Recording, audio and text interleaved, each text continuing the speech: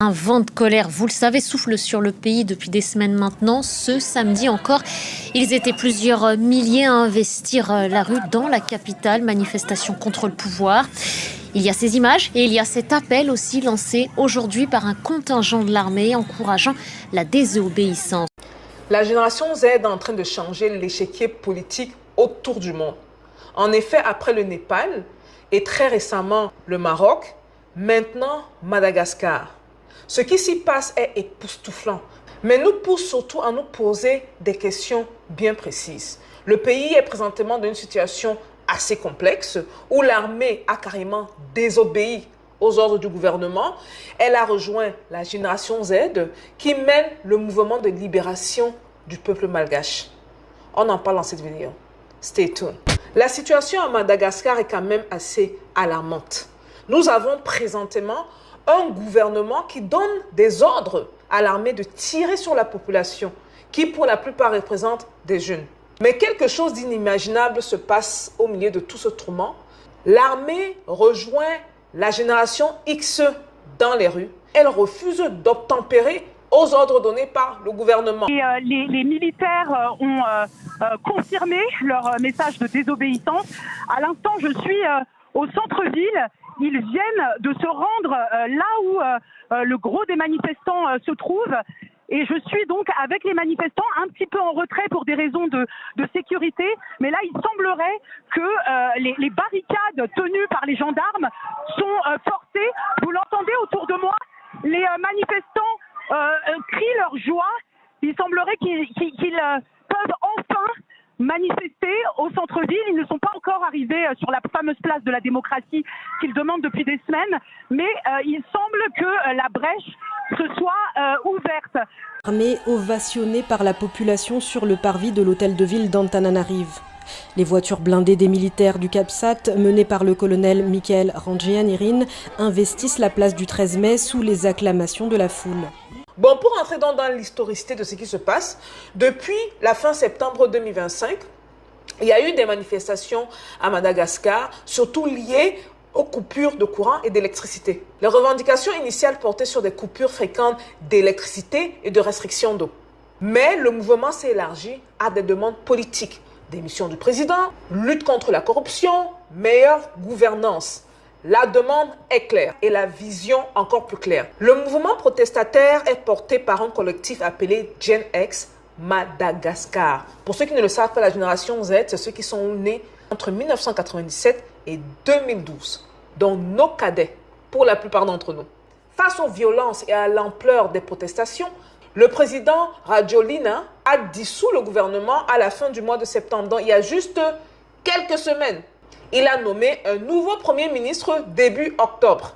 Ce qui n'a pas à tout prix réglé la situation. La preuve, il y a moins de 48 heures, les unités de l'armée, le corps d'élite qu'on appelle encore CAPSAT, a décidé de désobéir aux ordres donnés par le gouvernement de tirer sur la population. Je viens ici vous rappeler qu'il y a seulement quelques jours, on a eu un rapport comme quoi il y aurait 22 personnes décédées lors des attaques du gouvernement, lors des attaques de l'armée contre la population.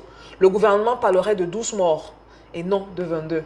Néanmoins, il y a eu mort d'homme. Et beaucoup de jeunes à Madagascar se sont dressés, se sont même levés, se sont rebellés contre de tels actes. Surtout qu'on a eu à voir certaines vidéos quand même défiler et on voyait que le coup de feu était pas seulement envers des jeunes qui ont eu à lever les mains.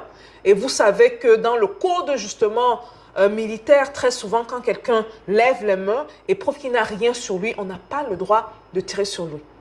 Donc ces jeunes-là ont été tirés dessus et en plus il y a eu des riverains également qui ont reçu des balles perdues. Donc suite à ces atrocités-là, les militaires ont décidé qu'ils allaient prendre le contrôle du pouvoir. Les acclamations de la foule. On vous remercie car c'est vous qui nous avez guidés. Nous vous avons suivis.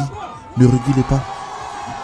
Le colonel Randrianirine, l'homme qui a appelé toutes les forces de l'ordre à se rallier à la population et à désobéir à leur hiérarchie, savoure son moment et menace, sans le nommer, le président Andrzej Zoel. Au moment où je vous parle, le président Rajoelina est porté disparu. On ne sait pas où il est du tout. Beaucoup pensent qu'il est toujours dans le pays, sans pour autant savoir où est-ce qu'il est situé. Donc après que l'armée ait pris contrôle du gouvernement, ils ont nommé le général Démosthène Pikulas comme nouveau chef d'état-major. Le président a qualifié cela de tentative de prise de pouvoir illégale. Il affirme que la Constitution est en jeu et appelle au dialogue. Suite à cela, le président lui a fait une sortie. Il qualifie cela de tentative de coup d'État en ses propres mots. Il parle de tentative de prise de pouvoir illégale et il affirme que la Constitution est en danger. L'Assemblée nationale et le Sénat sont aussi touchés. N'oublions pas, on a le président du Sénat, M. Richard Valamonana. Il a été écarté dans certains rapports comme une conséquence de cette mutinerie. Quant aux conséquences humaines, sécuritaires et internationales, on a reporté au moins 22 morts depuis qu'il y a eu des soulèvements et gardant en tête tout comment justement avec la demande basique d'avoir accès à l'électricité et à de l'eau. Donc 22 morts comptés dans le pays, il y a eu des blessés, des arrestations, des confrontations entre les manifestants, les forces de l'ordre. On a même un moment, il y a même usage de gaz lacrymogène. Franchement, si vous avez vu les images, vous allez voir que c'est plus des jeunes qui sont au cœur de ça. Observez tout ça, on peut tirer des conclusions assez inhabituelles. La génération Z était à date définie comme étant une génération qui n'aime pas le travail, une génération très paresseuse, une génération qui va travailler, va prendre son argent et voyager. Mais ces événements autour du monde, que ce soit du côté du Népal, du côté du Maroc, du côté maintenant de Madagascar, nous prouvent que non, c'est une génération non seulement connectée, parce que rappelez-vous le nom du mouvement dont je vous ai parlé au-dessus, Génération Z Madagascar, mais une génération structurée. Donc une génération qui a une vision commune et qui avance ensemble dans cette vision. Ce qui nous fait nous poser des questions sur ce que les générations précédentes font, à savoir les millennials, qui sont ceux qui sont nés entre 1996 et 1981. Question à laquelle j'aimerais que chacun d'entre nous répond, parce que la plupart de ceux qui vont regarder cette vidéo sont soit des millennials, soit la génération juste au-dessus. Il y a aussi des conséquences par rapport à ce qui se passe présentement. Les lignes aériennes ont suspendu les vols, notamment Air France, les vols en direction de Madagascar. Un couvre-feu était imposé dans la capitale, en effet pour limiter plus ou moins les dégâts. Mais présentement, avec l'armée qui a pris le dessus, qu'est-ce que l'avenir nous réserve? Là est la question. En résumé, Madagascar traverse une crise politique majeure. Ce qui a commencé comme étant des manifestations contre les délestages, l'accès à l'eau potable, s'est vite transformé en un mouvement qui grandit autour du monde.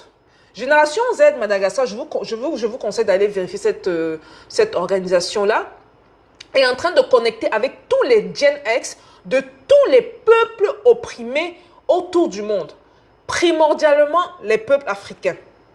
Ce qui nous fait nous poser les questions plus tard. Ceux qui se retrouvent justement dans la même situation que Madagascar, est-ce que, peut-être, on ne sait pas, on observe pour l'instant, mais est-ce que cette génération-là serait la génération tant attendue, la génération révélatrice, cette génération qui n'a pas peur de prendre les armes, d'aller dans la rue et de dire « la patrie ou la mort, nous vaincrons ».